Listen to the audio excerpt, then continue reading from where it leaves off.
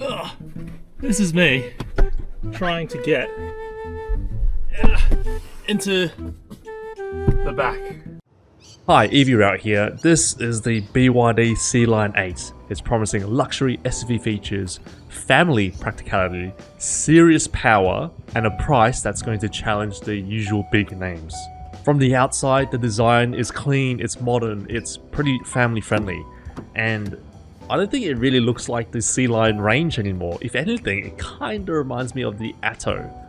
When I spoke to the BYD rep and asked him why he thinks this car is going to be popular, he said, well, number one, you get a third row space with awesome interior quality, and it's going to be a very comfortable ride for families. And that anyone who tries this car is going to be surprised at how much it's going to be. Remember, this is a hybrid, not an EV like I normally review. Essentially, because it's a hybrid, you're still getting strong performance, impressive efficiency, the reliability to get long range for those big family trips, but nice little luxury features that will keep the family happy during that trip. So let's test drive this hybrid, let's see what the hype is about. Of course, a lot of cars say things like this, and as a buyer, we do wonder what's going to be the long-term reliability, what's BYD servicing like, what the warranty experiences are like if they have to use it, because the price looks so good. These things are hard to get out of a test drive, so it's really important. If you know this car, if you've had BYD experience, please let me know in the comments down below.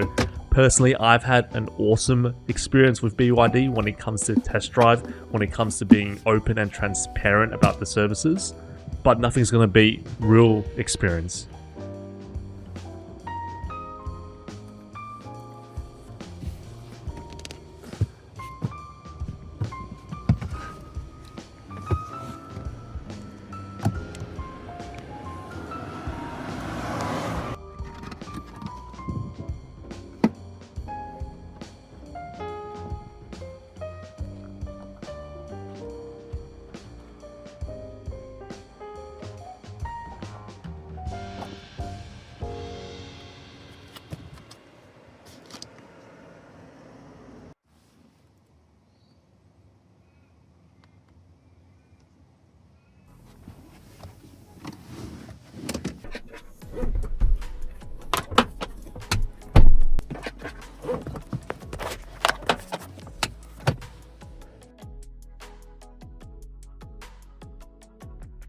Ugh, this is me trying to get into the back. Not a lot of room, but hey, I got here. I think this is quite nice. I think any family road trip, any camping trip, you'd be in for a very good time. So this is the BYD Sealion 8, the newest car, the newest hybrid car actually, from the BYD juggernaut. They're just growing in size, and every few months I find out they have a new EV or new hybrid. To quickly show you, getting into the car, we've got these kind of handles, which I hear China's not going to have anymore for safety reasons. Car's pretty tall, but getting in, not too bad. Not too bad. I've got bad knees. I had an MRI scan not too long ago and I got in pretty okay. And we've got our classic BYD key here. Very familiar, we've seen this a bunch of times. Why change it if everyone likes it, I guess? How to start this? Really simple. You just have to press the start-stop button. And it has a very Chinese sounding chime, which is, I think that's the first time I've heard that in the BYD, and I've driven a few now. So we're going to get started with the drive. We can see our range there. Combined range is almost 600 kilometers, and we don't even have a full tank of fuel. 150 Ks on the electric. So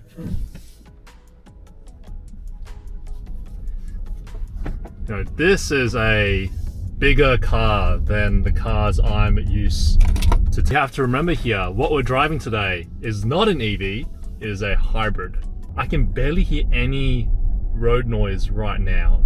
My voice is so loud in this car, which is great for recording, I suppose. I don't know if you can see this on the camera, but there's a nice large heads-up display. You can see it right there. which is really, really good. I like that. So what's the appeal behind this car? What's the appeal behind this hybrid? Well, number one, in Australia, it seems that hybrids are still the car of choice, if not the ICE. It was a Toyota rep that told me this, that hybrids tend to sell better, that the Australian market is much more comfortable with hybrids, which makes sense. That might be biased coming from a Toyota rep, but I see it on the roads. BYD does sell hybrids. The BYD Shark, a very popular car. It seems like they're trying to put forward a more luxurious, a more luxury type of product here.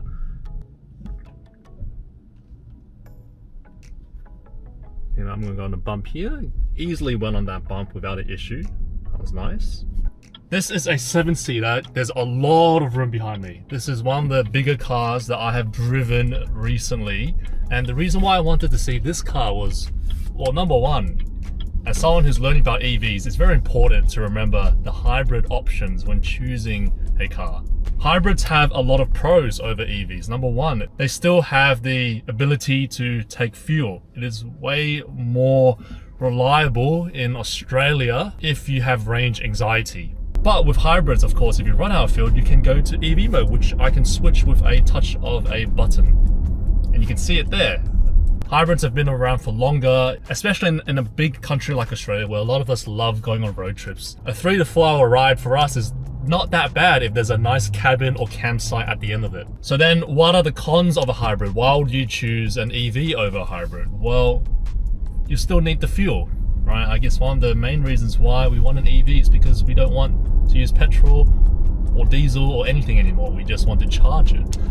I guess it's more environmentally friendly if you ignore the whole battery debate side of things as well. And hybrids, at least to my knowledge, have way more moving parts than an EV. You've got, I guess, the best of both worlds, but in a way the worst of both worlds, hey? But let me know, do you have a preference? You know, you're watching my channel, which primarily is EVs. My name's EVRoute. So a hybrid, what do you think of hybrids? Have you driven one before?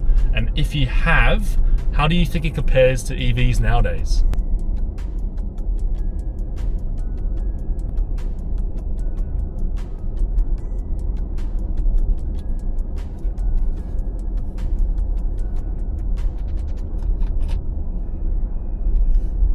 So I've got my driving cap on. If you're from Sydney, Melbourne, Brisbane, Adelaide, Hobart, any of the other countries, and you haven't driven in Perth, you're missing out. Perth is very nice to drive in because it's less hustle and bustle, in my opinion. For test drives, it is very nice, especially on a weekend. So what do I like about this car already? We're getting a lot of the BYD features we're very used to.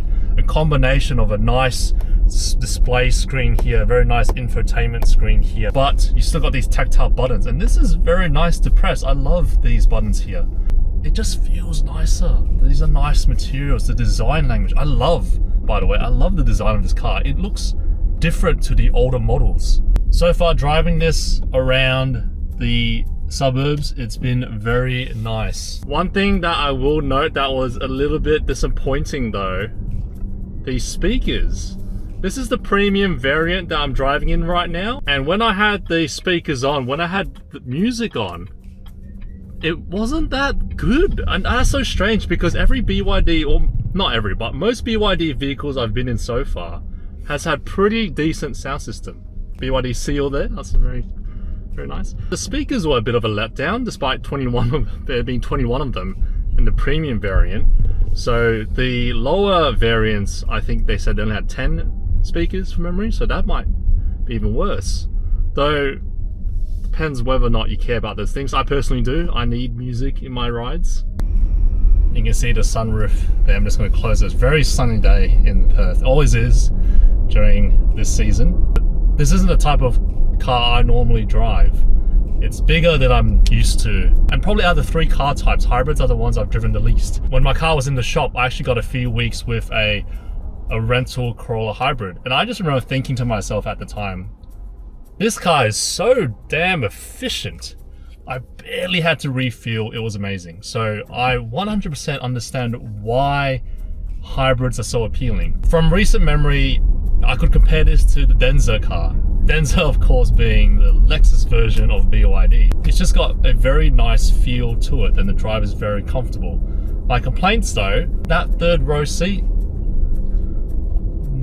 I don't want to be the guy sitting back there, especially if they're around my height, I'll say that for sure. But the second seat, decent leg room, especially if there's no one at the back. Suspension's pretty firm actually. I don't know if they tuned it that way, but I felt like it was pretty firm. But on this nice day with a nice lake in the back, driving this car, it feels very nice. What do you think about the look of this car, by the way? I remember reading they described it as a dragon. It's really interesting because if you told me, EVRoute, this is an EV you're driving, I go, yeah, it's got all the features of an EV, it feels pretty nice. It's got all the tech, it's got the quietness of it, it's got the feel of one, definitely. Its little brother or sister is the BYD Sealion 5, and I'm really excited to show you that video too. As always everyone, thank you so much for taking this EVRoute with me. Please comment, like and subscribe. Let me know what you think of this BYD, the latest BYD car, this hybrid. Is it a car you'd be considering? And what are the competitor cars to this? And I'll see you in the next test drive. Bye bye.